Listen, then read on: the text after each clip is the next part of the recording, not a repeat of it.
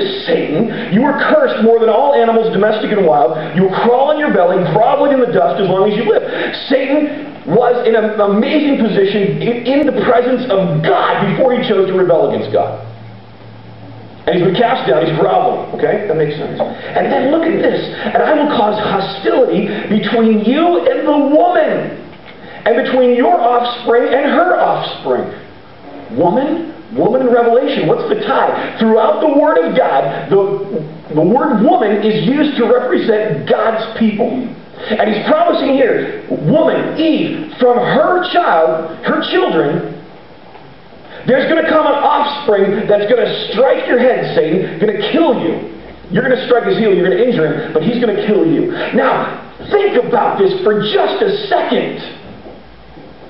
Here is Eve, standing in front of God. She cannot get her eyes up to look her husband in the eye, let alone look God in the face. You know that feeling? Your parents have called you on the carpet and you're like, can we get this over with? If I don't look at them, maybe they'll go away. Yeah, I did it. Yeah. Well, I didn't. Okay, yeah. All right, can I go? Been there. Not until your beating happens. Gentle love, no beatings. Can't even look him in the eye. And God looks at her and he says, hello, one who feels really stupid and ashamed right now. Hello, one who's made a lot of mistakes. Hello, one who has damned the entire world to the authority of Satan. Now let me prophesy over you. You are the one, the woman that from here on out, I am going to refer to my people as you.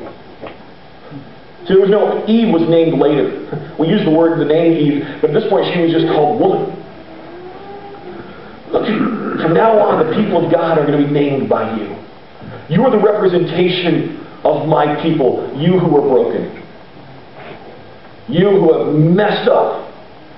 You who have screwed up and done everything wrong. And not only that, I am going to use you to bring Christ into the world. O broken, hurting, discouraged one.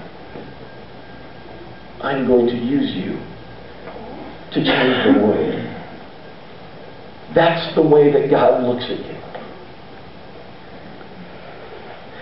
Back to Revelation 12. He stood in front of, verse 4, his tail swept away 1/3 of the stars of the sky. That's referring to the angels that Satan brought with him that he deceived. He threw them to the earth. He stood in front of the woman as she was about to give birth, ready to devour her baby as soon as it was born.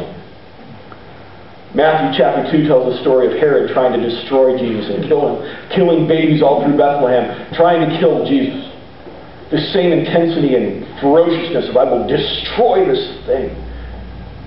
Destruction, that destruction that Herod displayed was the spirit of Satan working through him in that hell bent on the destruction of the Christ child. Not for supernatural intervention, Christ would have been killed. You see, because Christmas is incredibly important. And now, I know that it's not December 25th that Christ was born. It's a day that we celebrate. It's not the day that it happened. We don't know the date. Because the thing about Christmas is there's 2 Gospels that tell the story of Christmas.